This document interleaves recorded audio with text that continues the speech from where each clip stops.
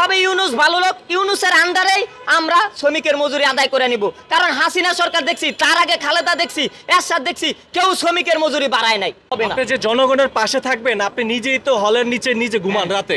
আমি ঘুমাই, কিন্তু মাঝে মাঝে এসে আজকে রাস্তায় ঘুমাইছি। প্রিয় দর্শক, আসসালামু আলাইকুম, আমি রয়েছি আরিফ হায়দার আপনাদের সঙ্গে। তো শুরু থেকে যে ব্যানারটি ইতিমধ্যে আপনারা দেখতে পাচ্ছেন, তো আসলে কথাটি শুনতে খুবই খারাপ শোনা যাবে।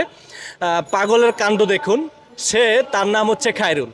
তিনি হচ্ছেন, আমরা অনেক সময় দেখলাম সিনেমা হলের নিচে ঘুমে থাকতো রাতে, এবং হচ্ছে ওনার পোশাকটা দেখতে পাচ্ছেন যে মনে হয় কয়দিন পরেছে, আর কয়দিন যে গোসল করে না। তবে সে হচ্ছে গিয়া জনগণের চেয়ারম্যান। আমরা এই বিষয়ে একটু এই খায়রুলের সঙ্গে একটু কথা বলতে চাই। আসলে আপনি শুরু থেকে একটা কথা বলবেন, আপনি কি কোনো ধরনের মেন্টালি সমস্যা আছে আপনার? না না না, মেন্টালি কোনো সমস্যা নেই। মেন্টালি আমি 2003 সালের মার্চ মাসের 20 তারিখে জনকল্যাণ পার্টির চেয়ারম্যান। এই যে এখানে লেখা আছে জনকল্যাণ পার্টির চেয়ারম্যান খায়রুল দেওয়ান। আমি জনকল্যাণ পার্টির চেয়ারম্যান 2003 সালের মার্চ মাসের 20 তারিখে। তখন আমি প্রধানমন্ত্রী পদপ্রার্থী ছিলাম। মাঝে দিয়া যখন একটা রাষ্ট্রপতি নির্বাচন গেল, তখন চিন্তা করলাম দেশে গণতন্ত্র নাই, রাষ্ট্রপতি নির্বাচন হয় না। তখন গণতন্ত্রের স্বার্থে আওয়ামী লীগ সরকারের আমলে আমি একটা ধাক্কা দিছি নির্বাচন কমিশন, যে আমি রাষ্ট্রপতি নির্বাচন করতে চাই। কিন্তু আগে ছিলাম প্রধানমন্ত্রী পদপ্রার্থী, জনকল্যাণ পার্টির চেয়ারম্যান। মাঝে দিয়া রাষ্ট্রপতি নির্বাচন করতে গেছিলাম, কিন্তু পাইনি, আমাকে দাওয়া দিছিল। এখন আবার সেই পুনরায় প্রধানমন্ত্রী পদে নির্বাচন করার জন্য আবার ব্যানার নিয়ে আজকে 3-4 দিন যাবৎ লক্ষ লক্ষ লোক দেখতেছে। কিন্তু আমার মেন উদ্দেশ্য যে আমি জনকল্যাণ পার্টির চেয়ারম্যান, আমি প্রধানমন্ত্রী পদপ্রার্থী, কিন্তু আমার জনগণ কোনো রাজনৈতিক দলকে বেশি মূল্যায়ন করে না। এই যে আমার উপরে দেখেন জনগণের মঞ্চ আছে, এইটা গণঅভ্যুত্থানের আগে থেকে আমি এই জনগণের মঞ্চ নিয়ে 1.5 কোটি 2 কোটি লোক, আমি যখন হাসিনা সরকারের জনগণের মঞ্চ থেকে দাওয়া দিছি যে জনগণ ঐক্যবদ্ধ হইতাছে, তুই পালা পালা, তখন এই জনগণের মঞ্চের ব্যানার টানা সিরামিরা ফালাইছে, আমার মারধর করছে। তখন সারা দুনিয়ার ভিতরে এই জনগণের মঞ্চটা ভাইরাল হয়ে গেছিল। হয়তো মিডিয়ার ব্যানারটা তেমন দেখেন নাই, এই জনগণের মঞ্চের খায়রুল। এই জনগণের মঞ্চ কোনো রাজনৈতিক দল না, উপরেরটা আর কি, উপরেরটা কোনো রাজনৈতিক দল না। এই জনগণের মঞ্চে শ্রমিকের কথা বলা হবে, কৃষকের কথা বলা হবে, এখানে সবাই কথা বলতে পারবে। একটু আগে 10টা পার্টির চেয়ারম্যান এখানে বক্তব্য দিচ্ছে, হাজার হাজার ভাইরাল।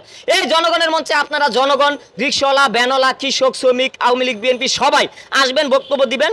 এখন ডক্টর ইউনূস মোটামুটি ভালো লোক, তার কাছ থেকে আমরা শ্রমিকের মজুরি 30,000 বাস্তবায়ন করে নিব। আর নদী ভাঙনের ফলে যাতে আমরা রাস্তায় ঘুমাতে না হয়, নদীতে বাদ দিবে ডক্টর ইউনূস, তাকে আমরা সহযোগিতা করব, কিছুটা উন্নয়ন করবে। আপনার কি যোগ্যতা আছে? আপনাকে জনগণ যে আপনাকে ভোট দিবে, আপনার কি যোগ্যতা আছে? আমার যোগ্যতা, আমি জনগণের কাজ করি। কাজ করেন আপনি? জনগণের কি কাজ? মাননীয় সাবেক প্রধানমন্ত্রী, আমি আপনাকে প্রশ্ন করেছি জনগণের কি কাজ? সেটা বলতেছি। মাননীয় সাবেক প্রধানমন্ত্রী ফ্যাসিস্ট স্বৈরাচারী হাসিনা, তিনি ডক্টরেট ডিগ্রি নিয়ে দেশের মানুষকে এবং দেশের মানুষের টাকা লুট করছে। আমি তো লুট করতে পারবো না, আমি অল্প স্বশিক্ষিত, বিএ একটা সাবজেক্টে ফেল করছিলাম, ইংলিশ সাবজেক্টে, বিএ একটা সাবজেক্টে, সেটা দিছি, হয়তো পাস করবো এবার। আমি বিএ মোটামুটি, এটা স্বশিক্ষিত, এটা বেশি কিছু লেখাপড়া না। রাষ্ট্রবিজ্ঞান, সমাজবিজ্ঞান ওইখানে আছে, ওই বই আছে, ইতিহাস আছে, ইসলামের ইতিহাস আছে, আমি অনেক মোটামুটি কিছু জানি। আমি এখন চাই যে কাজ, বাংলাদেশে গরিব দুঃখী শ্রমিকের মজুরি নিয়ে কোনো শ্রমিক নেতারা বলে না, খালি বলে শ্রমিকরে বেতন দেয় না। আরে বেটা, শ্রমিকরা 500 টাকা বেতন দিয়া বুঝ দিল হইব নাকি? শ্রমিকের বেতন 30,000 টাকা ঘোষণা করতে হইব। এরা বিভিন্ন মালিক শ্রেণীর থেকে টাকা খায় এবং বিভিন্ন দলের এজেন্ট হইয়া তারা শ্রমিকের মজুরি বলে না, আসল কথা বলে না, ওই যেটা আমাদের ওই ন্যায্য অধিকার মজুরি, সেটা বলে না।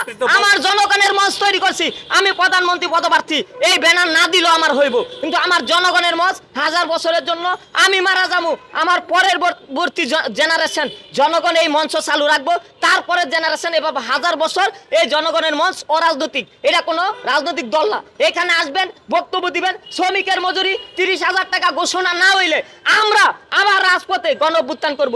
তবে ইউনূস ভালো লোক, ইউনূসের আন্ডারেই আমরা শ্রমিকের মজুরি আদায় করে নিব। কারণ হাসিনা সরকার দেখছি, তার আগে খালেদা দেখছি, এরশাদ দেখছি, কেউ শ্রমিকের মজুরি বাড়ায় নাই। শ্রমিকের মজুরি 30,000 ঘোষণা করা ছাড়া কোন সরকার সফল হবে না। আপনি যে জনগণের পাশে থাকবেন, আপনি নিজেই তো হলের নিচে নিজে ঘুমান রাতে। আমি হলের নিচে ঘুমাইতাম, এখন বাড়িতে ঘুমাই, আমার কেরানীগঞ্জ নিজের বাড়ি, ঘুমাই এখন ইনশাল্লাহ বাড়িতেই ঘুমাই, কিন্তু মাঝে মাঝে এসে আজকেও রাস্তায় ঘুমাইছি। আমি মনে করি আজকেও তিনি হচ্ছে রাস্তায় ঘুমিয়েছেন, আমি রাস্তায় ঘুমাই, কিন্তু কত হইলো যে আমার জনগণকে দেখা, আপনি নিজেরই তো নিরাপদ নাই, আপনি জনগণের কি নিরাপদ? আমার নিরাপত্তা নাই, আমার জনগণেরও নিরাপত্তা নাই, দুইটাই নিরাপত্তা দেওয়ার জন্য শ্রমিকের মজুরি 30,000 করলে তখন বাসা ভাড়া নিয়ে থাকতে পারবো। আমার শ্রমিক, আমার জনতা, আমার রিক্সাওয়ালা, ভ্যানওয়ালা,